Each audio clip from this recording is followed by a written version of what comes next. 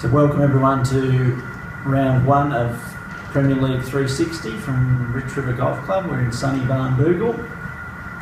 Wasn't sunny earlier. No, I wouldn't call it sunny Barnbougle. We couldn't stand up a couple of hours ago on the golf course. And fighting rain and wind and sand and everything. Slipping over down hills, buggies were falling over left, right and centre. Exactly. Stinging rain, it stung in the ear once. Nothing like Saturday's conditions in round one. We saw a new team, Turtles, up against previous solid performer Reluctant Heroes, and Reluctant Heroes got the job done. 127, 118, pretty close. Yeah. Pretty good. Rob Merlo played well, 37 for the Turtles. The only one that played well for that team, but all the rest pretty ordinary. Potsy Weber, Joel Watson, Flipper Wilson, all in the 20s. Below standard, really. Yeah. But we're Reluctant Heroes pretty consistent. 33s, 32s over the board. Scholesy, Kirk Hardley, Dave Pearson and Jay Bennett all pretty consistent. 31 and above. Yeah, it's good. Yeah, it's always going to be pretty hard to beat when you do that. And the next game we had last year's Premiers, Party Boys.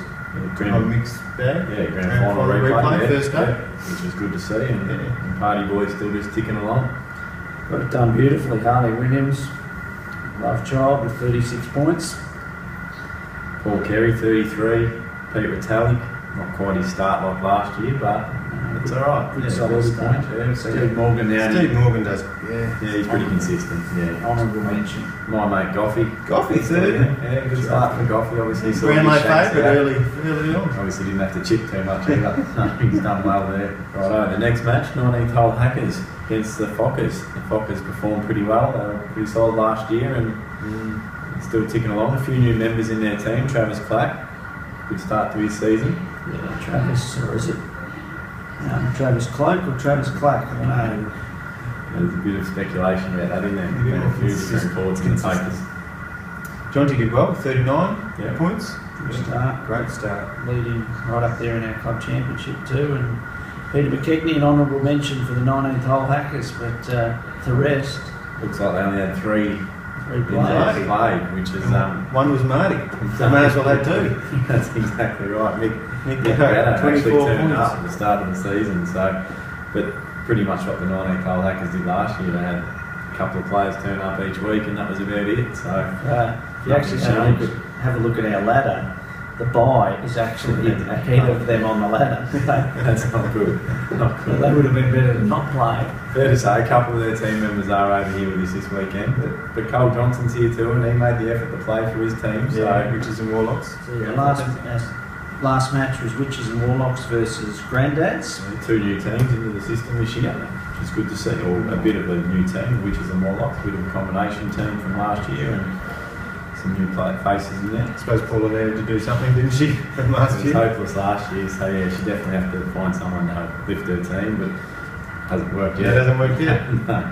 No, it's very disappointing scores. 23 for Cole Johnson. Paula herself had 21. Pretty ordinary, yeah, especially conditions being a lot better than what they had last year, and they still can't produce anything, so I definitely won't be picking them any time this year, I know that. A little bit too consistent, the Granddads. A couple of our twin brothers there, Rex and Murray. No competition. That's really. Anyway, back right off and do it quite. The next match would have been probably more exciting. Cinderella Boys had the bye. Had the bye, and I'm not sure how the 94 comes up for the bye, but Cinderella got the job done, so I guess well done. Yeah, Gav Bradley 34, not bad. Sean Slattery 33, so good team that one. Pretty consistent. Yeah. They'll be here and abouts all year, I think. So the ladder? The ladder, the Fockers are on top from the Cinderella Boys, Granddads and Party Boys. A good percentage, the two top ones, Cinderella Boys. Yeah, good start to the season, 141. That's really good scoring. 130 for Cinderella Boys. So all looking good, and right down the bottom where they nearly finished last year, 19th hole Hackers. So just carrying on from last year. Round two. Pretty benign start, really, to the season. No major upsets or nothing outstanding. Just a couple of solid performances up the top, and the rest of the teams are feeling their way a bit. There was a little incident on Saturday morning with the Leslie shirt finding its way halfway up a tree on near the 10th tee, I think, on the east. No, to the 10th east. Now, everyone knows the Leslie shirt is the player who had the worst score the previous week for the Party Boys. Yeah. Apparently Nev too fan, didn't he? Thought he got a new shirt. New shirt, he said, and then he "Here we saw all these other guys wearing the same shirt, and he thought, I better give it back. I don't want he to was be part of that shattered. team, yeah. He was shattered.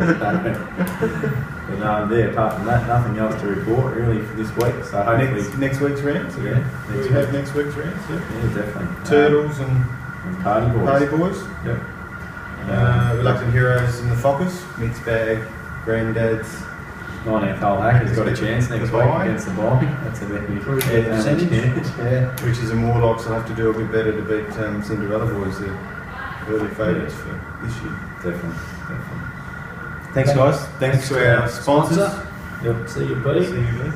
And Thanks to Van Bogle, Tasmania for hosting us. got to get back across the ditch. 90, 100 km/h winds on the plain, so hopefully we'll see you all next week. We will. Thank you.